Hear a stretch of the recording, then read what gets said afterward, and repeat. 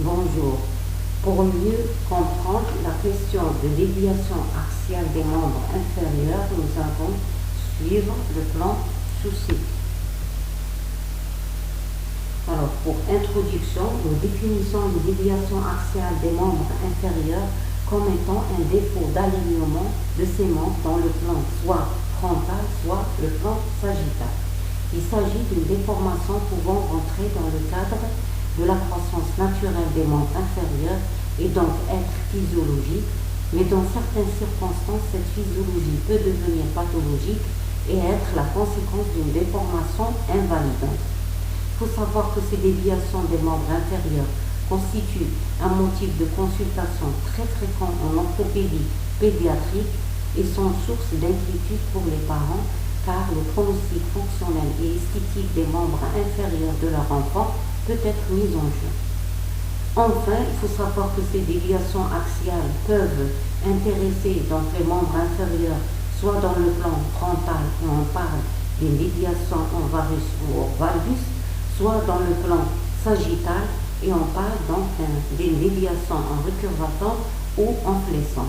Ce qu'il faut savoir que les déviations dans le plan frontal sont beaucoup plus fréquentes que celles survenant dans le plan sagittal. Deuxième point à signaler dans cette question sont les objectifs.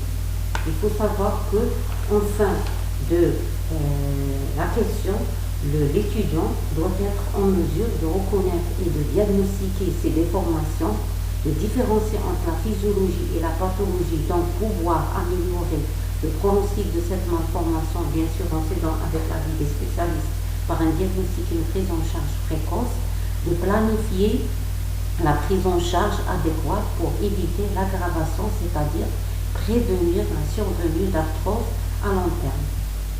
Un petit rappel sur l'évolution naturelle du morphotype du genou dans le plan frontal. Il faut savoir qu'en intra-utérine, les membres inférieurs du fœtus sont en varus. Il s'agit d'une adaptation à la cavité utérine qui est favorisée par la plasticité de l'os et la laxité ligamentaire. Cette attitude de varus peut persister après l'acquisition de la marche, reflétant ainsi la persistance de la position fœtale, mais celle-ci est disparue pour être remplacée à l'âge de 3 ans donc par un valgus, puis une position de rectitude survient avec la persistance de certains valgus dits physiologiques en fin de croissance, ce qui implique que tous les genoux ne sont pas identiques. Cette plaque illustre les variations ou la variation de l'axe des membres inférieurs avec la croissance. En pratique, la morphologie des membres inférieurs passe par 3 étapes. La première étape débute donc de la naissance, s'étend de la naissance à l'âge de 2 ans, caractérisée par une morphologie des membres inférieurs en varus. Deuxième phase, donc caractérisée par une morphologie de type valgum, elle commence à partir de l'âge de 3 ans et s'achève à l'âge de 8 ans. Troisième étape commence en moyenne à l'âge de 10 ans, où les membres sont en rectitude avec un certain degré de valgus dite physiologique. Donc la question qui se pose est en suivant l'évolution naturelle de la croissance, quand est-ce qu'on est en mesure de dire que cette évolution est pathologique? La réponse est que la croissance est dite anormale lorsque on constate que la déformation des membres inférieurs est asymétrique, qu'elle persiste au-delà de certains âges, qu'elle tend à s'aggraver et soit que l'enfant présente des douleurs du genou. Alors, quelles sont les étapes à suivre pour poser le diagnostic d'une déviation axiale des membres inférieurs? Alors, la déformation axiale des membres inférieurs est suspectée devant donc une démarche pathologique maladroite, du chute fréquente, douleur de jambes ou de genoux, un aspect inesthétique des membres inférieurs. Donc, devant ces signes, donc une anamnèse s'impose Elle doit donc rechercher l'âge d'apparition de la déformation pour la situer donc dans l'intervalle exact de la croissance des membres inférieurs, son mode évolutif. Les antécédents personnels sont importants à préciser à la recherche d'une souffrance néonatale, d'un traumatisme, d'une infection osseuse pouvant orienter vers une telle ou telle étiologie de la déformation. Les antécédents familiaux sont importants à préciser à la recherche éventuellement d'une déformation similaire. Le morphotype donc familial nécessite aussi une étude dans le cadre d'une recherche étiologique. Alors, cette anamnèse doit être suivie par un examen clinique qui comporte donc un examen orthopédique et un examen général. Alors, l'examen orthopédique commence donc par un examen statique à la recherche d'une déformation asymétrique, une anomalie de rotation des jambes des genoux, tester la mobilité de la flexion et l'extension des genoux. On termine éventuellement par le calcul de la distance intercondylienne pour la déformation en varande et la distance intermalléolaire pour la déformation en valgum. Le deuxième temps donc, de l'examen orthopédique est un examen dynamique fait sur un enfant marchant. Donc elle a tendance de préciser la déformation, son retentissement sur la marche ainsi que sa tolérance. On termine donc par un éventuel examen général, un examen musculo-squelettique à la recherche d'une hyperlaxité ainsi qu'un examen neurologique. Et tout ceci dans le cadre d'une recherche étiologique. Alors, à l'issue de cet examen, donc deux éventualités s'imposent. Soit il s'agit donc d'une déviation dite physiologique car symétrique, sans cause locale ou générale. Donc les parents sont ainsi rassurés par le médecin.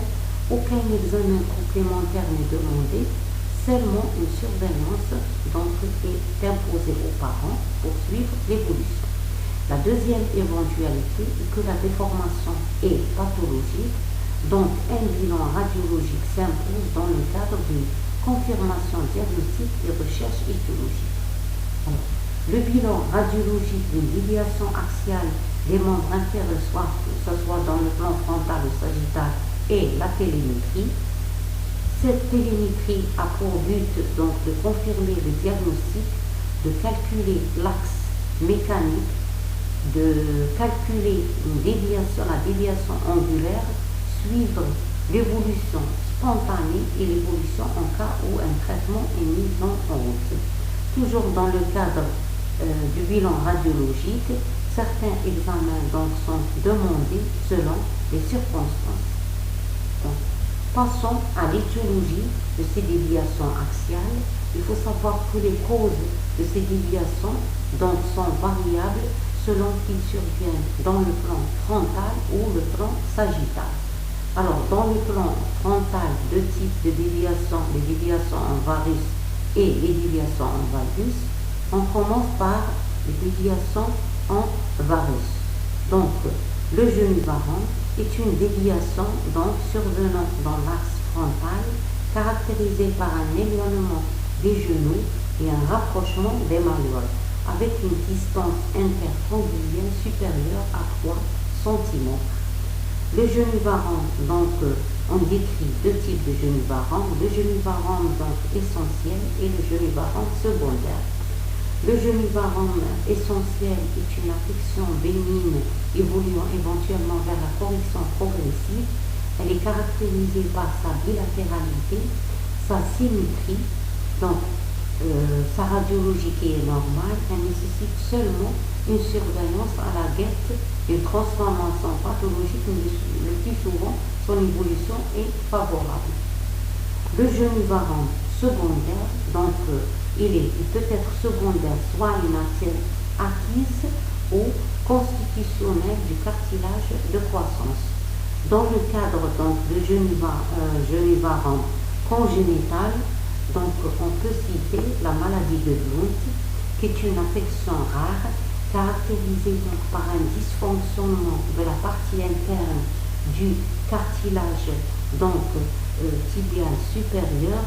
Au début, on constate un affaissement du verso interne de la métaphyse tibiale favorisée par une surcharge pondérale, puis accentuation de l'effondrement qui s'étend à la totalité de la métaphyse, réalisant une épiphysiodèse et donc la déformation en varus.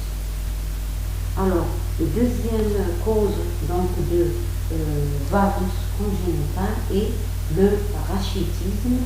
Il s'agit donc d'un trouble de métabolisme phosphocalcique caractérisé par des atteintes osseuses multiples, intéressant donc aussi bien les métaphyses et les épiphyses.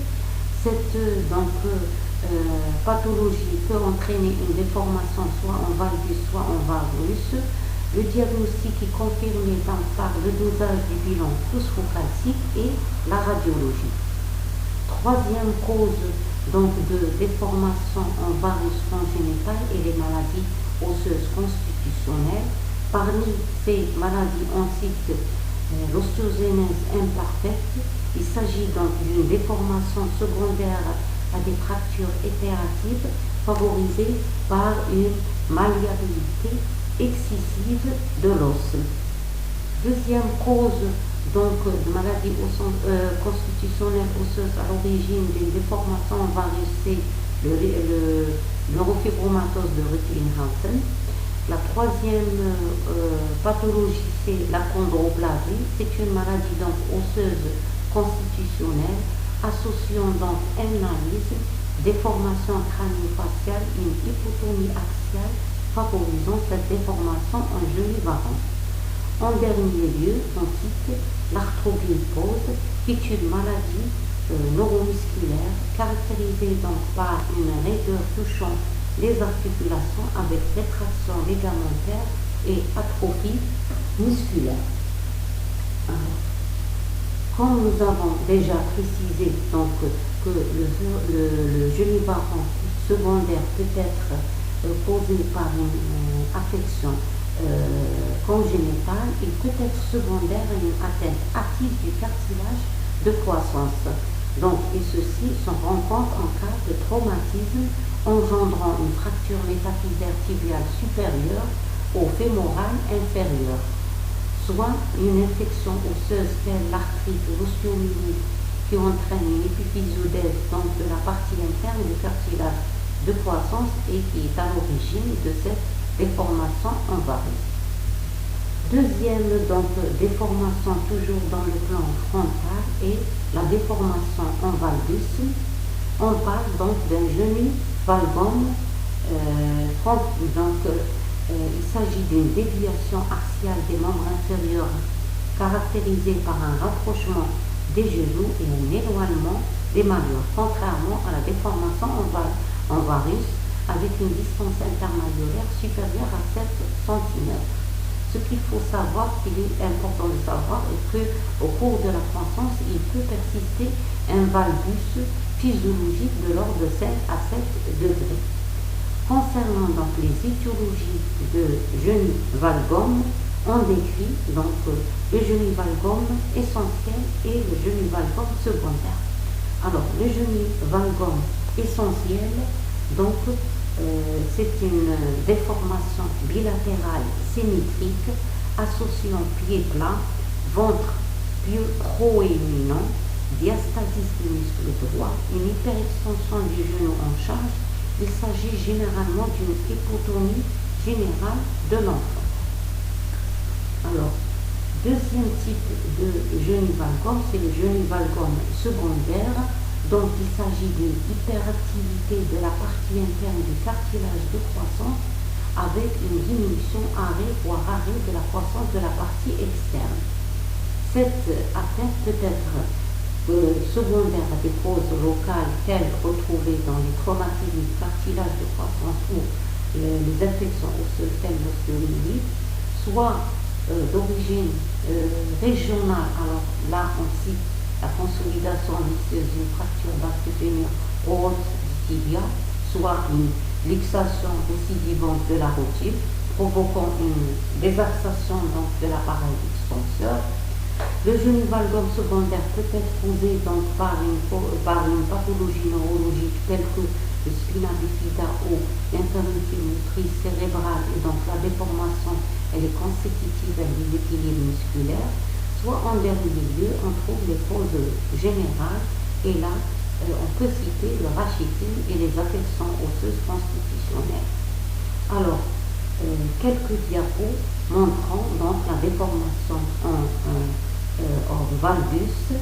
Le premier diapo montre donc un valgus secondaire et une fracture tibiale supérieure mal consolidée. La plaque suivante montre donc un valgus secondaire en rachitisme. Troisième plaque montre donc un valgus sur maladie osseuse constitutionnelle qui est la chondroplasie, donc associant éventuellement un nanisme, un thromboembone, un thorax sans carène, une scoliose, inclinaison cubitale du poignet. Deuxième type de déformation est la déformation dans le plan sagittal. Là, il y a deux types de déformation, la déformation recurvatante et la déformation en flexion. Alors, concernant la déformation en recurvatante, il s'agit d'une déviation axiale dans le plan sagittal en rapport avec une extension excessive du genou. On parle du recurvatome à partir d'une ondulation de 15 à 20 degrés. Deux types de recurvatome sont à préciser, le recurvatome congénital et le recurvatome acquis. Alors, le premier, il est bilatéral symétrique. Il s'intègre le plus souvent dans le cadre d'un syndrome polymalformatif. Il s'agit éventuellement d'une hyperlaxité constitutionnelle. Le recurvatome acquis, le plus souvent, il est asymétrique, causé soit par un traumatisme méconnu de la tuberosité tibiale. À ce niveau, il existe un cartilage de croissance. S'il est traumatisé, il va y avoir soudure épiphysoïdèse et donc arrêt de croissance, soit un traumatisme du genou, souvent donc, qui provoque une lésion capsulo-ligamentaire et donc à l'origine de recurvatome. Donc, trois types de recurvatome sont à préciser. Donc, soit l'origine osseuse, secondaire donc à cale vicieuse, mauvaise consolidation d'une fracture tibialo-fémorale, une origine ligamentaire de recurvatome, donc là, donc l'existence de lésions capsulo-ligamentaires, soit le recurvatome d'origine mixte. Donc là, on peut trouver soit un recurvatome secondaire, un traumatisme en hyperextension du genou, il y a l'association donc de fractures et de lésions ligamentaires, soit donc rentrant dans le cadre donc de maladies neurologiques telles la poliomyélite, qui est à l'origine d'une paralysie musculaire, un déséquilibre osseux et trouble de la croissance. Donc, on parle d'un recurvatome à partir d'une ondulation de 15 à 20 degrés. Les mensurations sont faites par le calcul de l'angle formé entre l'axe de la cuisse et celui de la jambe. Quelques cas illustratifs du recurvatome. Là, cette plaque montre un recurvatome secondaire à une épiphysiodèse du cartilage cutané suite à un traumatisme de la tuberosité tibiale. Alors, cette plaque montre un recurvatome secondaire à une mauvaise consolidation d'une fracture donc fémorale inférieure. Comme nous l'avons déjà précisé, le recurvatome peut s'intégrer donc dans le cadre d'un syndrome polymalformatif, et là on cite le syndrome de Larsen. Il s'agit d'une anomalie du métabolisme du collagène qui peut être à l'origine de cette déformation au recurvatome. Le syndrome d'Ehlers-Danlos, donc caractérisé par une hyperlaxité ligamentaire titanée qui est à l'origine de ce recurvatome, soit la maladie de Marfan, donc, qui est une maladie de collagène et donc associant donc, déformation en recurvatome à d'autres malformations. Donc pour ce qu'il faut, donc pour la démarche diagnostique de genou récurvatombe, il faut rechercher la cause de cette récurvatombe. Est-elle osseuse, ligamentaire ou mixte? S'agit-il donc d'une déformation acquise ou une aggravation d'un récurvatombe constitutionnel? Quelle est l'incidence du récurvatombe dans les troubles présentés par le patient? La dernière déformation donc à préciser dans le plan sagittal est le genou flexion. Il s'agit donc d'une déformation caractérisée par une impossibilité de l'extension du genou. Elle est le plus souvent causée par une luxation congénitale de la rotule et c'est une déviation axiale dans le sagittal et qui est très rare, voire même exceptionnelle. Alors, concernant la prise en charge de ces déviations axiales des membres inférieurs, donc cette dernière, elle dépend de plusieurs facteurs, notamment l'âge, l'étiologie, le degré de déformation, la tolérance fonctionnelle du trouble. Généralement, les formes essentielles du petit enfant et donc les formes tolérées de l'adolescent nécessitent une surveillance. Les formes avec retentissement fonctionnel et esthétique sont traitées chirurgicalement pour prévenir l'arthrose. Cependant, donc le plus souvent, un traitement préventif s'impose, notamment prévention des mauvaises consolidations des fractures par une prise en charge précoce et adéquate, traitement donc et recherche des lésions ligamentaires, prévenir les traumatismes de la tuberosité tibiale antérieure, surtout chez les sportifs. Alors, ici, par exemple, donc une surveillance est indiquée, on indique en association des attelles et des appareils de redressement progressive, surtout pour des déformations de faible ondulation. En association, donc il existe d'autres mesures telles que perte de poids, pratique d'activités sportives qui sont indiquées et qui donnent de bons résultats. Concernant les déformations secondaires, donc généralement ils sont traités en fonction de leur étiologie correspondante.